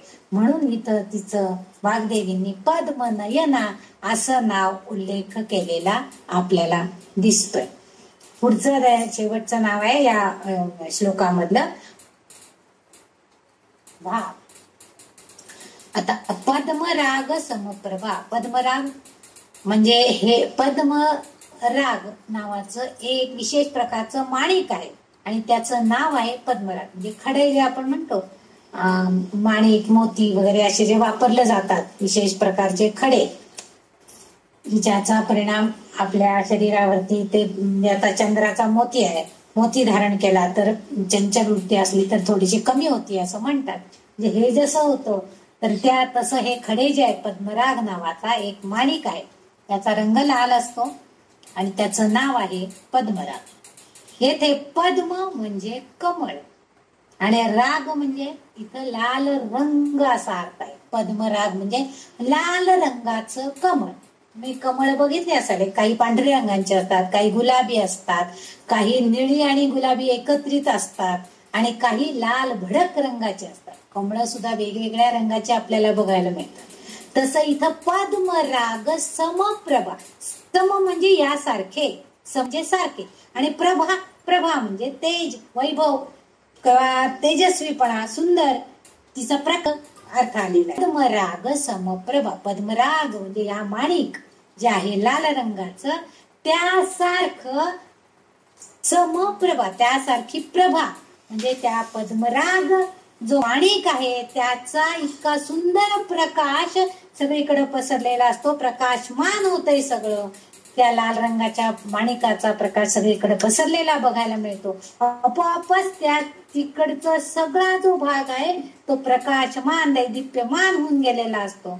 आणि अशा प्रकारचं तिचं सुद्धा व्यक्तिमत्व जे आहे ललितांबिकेचं, तिचं रूप आहे ते सुद्धा आणखीनच खुलून दिसत आहे.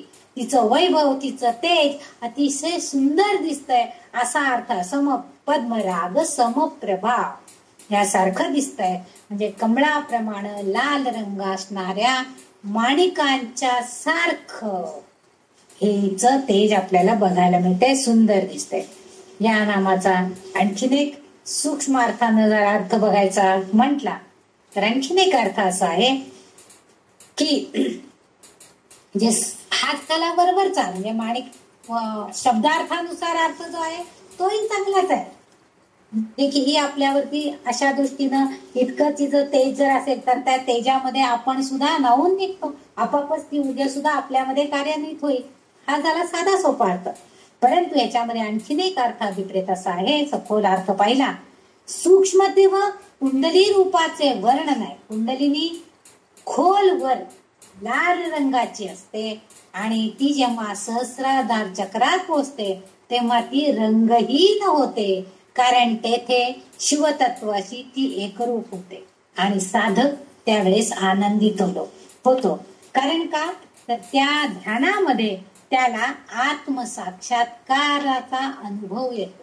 ध्यान धारणा करून जेव्हा तो कुंडलिनी जागृत करून घेतो तेव्हा सुरुवातीला कुंडलिनी ही लाल रंगाची असते. वर वर वर जशी जाईल तशी मस्तकामध्ये सहस्राधार चक्रामध्ये पोहोचली की आपोआप ती रंगहीन होऊन जाते आणि पांढरा शुभ्र प्रकाश आपल्याला म्हणजे तेजो प्रकाश आपण म्हणतो ना, एकदम तेज, एकदम असं पांढरा शुभ्र प्रकाश पडल्यासारखा झाला आणि मला एकदम जाग आली असं जे आपण म्हणतो तेच आहे की तिथं आपली कुंडलिनी जागृत झालेली असते आणि आपल्या सहस्राधार चक्रामध्ये तेज प्रकाश आलेला असतो आणि त्यामुळं आपल्याला इथं आत्म साक्षात्काराचा अनुभव येतो. म्हणजे आपल्याला तो जो प्रकाश दिसतोय, जे तेज दिसतंय, त्या तेजामध्ये आपण ज्या देवतेची ध्यान धारणा केलेली असती त्याची सगुण मूर्ती सुद्धा आपल्याला कधी कधी दिसते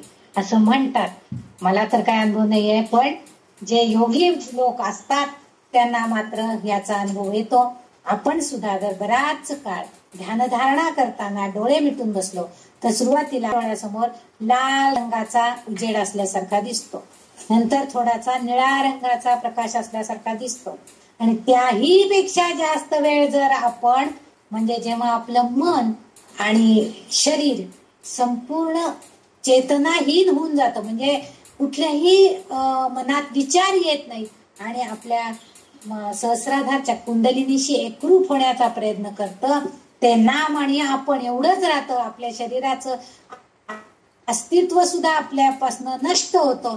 त्यावेळेस असा पांढरा शुभ्र लख्ख प्रकाश पडलेला आपल्याला डोळ्यासमोर दिसतो आणि तेच नाव इथं पद्मराग समप्रभा असं म्हटलेलं. म्हणजे माणिक जसं एक सुंदर असं म्हणजे किंमतवान असं माणिक आहे, त्याला किंमत आहे एक विशिष्ट प्रकारची, तसं या ध्यान धारणेमध्ये सुद्धा या कुंडलिनीच्या जागृतीला वैशिष्ट्य प्राप्त होतं आणि त्याला सुद्धा एक किंमत प्राप्त होते आणि मग आत्मसाक्षात्कार आपल्याला होतो आणि आपल्याला काहीतरी अनुभूती मिळते. असं हे नाव असावं असं सुद्धा अर्थ इथं सांगितलेला आहे.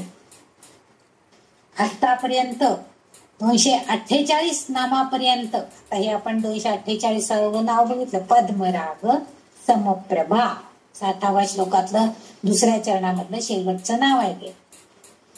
तिच्या सगुण रूप आणि तिच्या सगळ्या गुणांची माहिती आपण आतापर्यंत घेतली. आता पुढील याच्या पुढचं 249 जे नाव आहे त्या नामापासून तिच्या 5 महान कृती ज्या कोणत्या आहेत त्या नामांचा आपल्याला अभ्यास, तिच्या कोणत्या कोणत्या कृती वैशिष्ट्यपूर्ण आहेत त्याचा अभ्यास आपण आता करणार आहोत.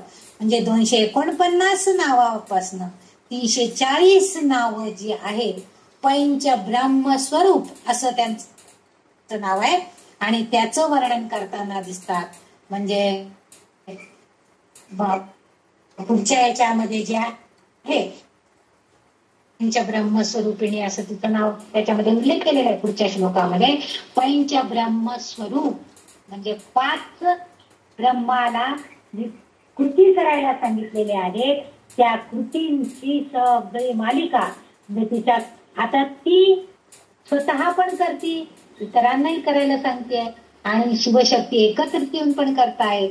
आणि म्हणून ब्रह्माची ज्या 5 कृती आहेत त्या कोणत्या? विश्वनिर्मिती, पालन पोषण, वैयक्तिक जीवनाचे विघटन म्हणजे तो मृत्यू, तिरोधान, उच्चाटन, नाहीसं होणं, लपणं, लोप पावणं आणि अनुग्रह.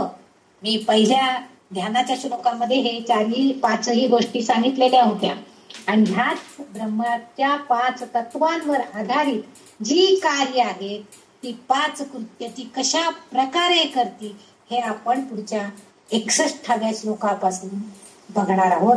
तर मला वाटतं आज आपण इथं थांबूया, म्हणजे पुढच्या श्लोकांचे सलगता आपल्याला बघायला मिळेल. म्हणजे 5 कृत्य आहेत 249 पासून आपण बघणार आहोत. पुढचे तिची कोणत्या कृती आहेत ते आपण पुढच्या भागामध्ये बघूया. उद्यापासून बघायला काय हरकत नाही. म्हणजे तिची आतापर्यंत तिचं सगुण रूप आणि तिचे गुण कोणते आहेत, ती कशी आहे ते आपण बघितलं. आता तिने ज्या कृती केलेल्या आहेत ब्रह्माच्या साह्यानं, शिवाच्या साह्यानं, शिवाच्या सानिध्यात येऊन त्या कोणकोणत्या आहेत, कशा आहेत, का केल्या आहेत त्या सगळ्या आता आपण पुढच्या श्लोकांमध्ये बघणार आहोत. मला वाटतं आतापर्यंतच्या नामांचा सगळ्या अर्थ तुम्हाला बऱ्यापैकी कळला असावा. थोडस काही काही गोष्टीमध्ये तेचपणा पण आहे, पण त्याला आधार आहे. का असं आहे त्याचा आधार पण त्यांनी दिलेला आहे.